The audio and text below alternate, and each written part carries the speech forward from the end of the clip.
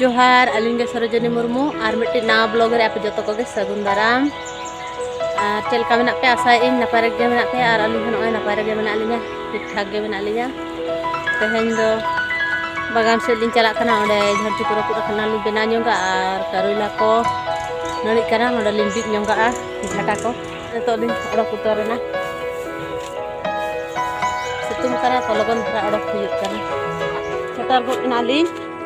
नोनो काटे दुआर अंदलिंग बोलोयना नोडे तो तबन पूरा करुला नड़ी एहब कना तो अडी झल नड़ी गोटेना नय ने पूरा नोनो का झल झल नड़ी कना ओन काटे झल नड़ी ना नय पूरा हेल कना ओना करे नय तेहन बीर रेना लिंग चेष्टाय एम हा तिना बि दाड़े चलिंग अडी डेहरा तलिंग नोना करे हा उना झलेना नय तो निना नोडे खुंटी बि दरकार हुडिंग हुडिंग आलिंग बिदा नोना जहा नोना मेना नोना हा गास रे बिधा कना अब ना को गेन तो सोझे बड़ा ñonga ना लिंग और झंटी नोडे रखु कना तो ना एमा काली सोगे बड़ा हकाली ओडे अब ना को गेलिंग ठीक ठाक ñonga कुंदरी मेना कुंदरी बलिंग बिदा का झाटा कुंदरी हो नय तरा कागेन एहब कना पूरा नोडे नय झल धरा गे नई कना नई दो अब तो झाटा गे बलिंग एम दाड़े कना उन्हीं कालिंग एटे हेया हते कर इया कना मौसम तो थोड़ा सावरा है के नहीं बाय कारण हंगना न तंग तो अरे नोडे गे बीजे पट्टी के नोडे नेलाम तो काका गे से खन दो पिटे पिटे नो नो आते दिन तोल नो तारा ना तो बुद्धि बाबर बुरु खलिंग अगु का दा कुलिंग ᱧᱩ बड़ा गत के आलो हे तो दाका जम हालिं सेनोआ 9-10 बजे लका और दाका जम कते आरो दोड़ हालिं हेज ᱧᱩ कति दहर और सितुम कलिंग मडलिंग कमी बड़ा गोदा गोटा गे ना कज कज लिंग बेना रुवाड़ इदी ñonga निदिरि आसे को ना खान मसरा कना जहा तोल को कना बाबर को तोपा गो कना और ओना गे दोड़ हालिं तोल रुवाड़ा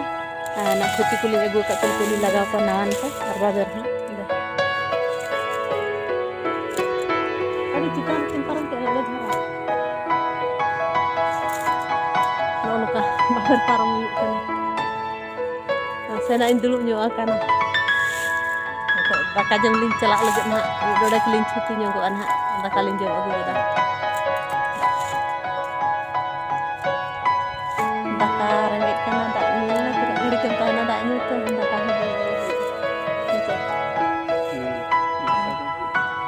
दाका जम हुआ रंगे इकरा तले निया तलिंग हेना मिट्टी निया तगे हुआ नतो दो लिंग जबर वर्का आर हतो दा खान को हो नतो तो दाका जम लिंग छुटी ना नतो ना दाका ले मा रपुदा दिन इदी तराया सहान गानोआ नतो लिंग चला उतर खना दाका जम अडी जोर रंगे के लिंग सेटर गोड एना लिंग दाका को लिंग जम बड़ा गोड कते न चातम कुñ अगु तरा गोड के हेज गोड एना लिंग नतो दो नोडे लिंग ना को लिंग बिक ñonga करुला रे तो नेल गन ओना को अड़ा हेना गे अड़ा हो जतो गे चिकन तो दे सितुंग कना सितुंग रे निर हबा नेल के तो बेटा बाबा तो खुंटी ना बिद लगत है भुग गोदे अंदे सबलीते ओके नो कालिंग बिद गोदे अन हाने okay occult kan ha video occult का जुतु कना ना लो बा जामा दन kan दीदी नोन कालिंग बिद गोद के तबन नोन का हाना चितार पलहा को बाय ᱧᱩᱨ कना हा नोका तलिंग बिद के नोन का चेल kan हा ñेलो कना तबन कमेंट कते लay पेन हा जुतक कना चे बांगा नोन कालिंग एम गोद का हा लिंग बिद गोद का नोन का लाइन लाइन त नोन का तो नोन का चलाव कना कड़ी झेल नोड चातम कन बाय बोलो दाड़े कना नोन ते खत नोन कालिंग एम गोद का तो गिलिंग हेज गोद ना सितुं खन अरे सितुं कना से दा को ते तंके लनी आदो हेज गोद ना ताम ते बले ना एगा बजे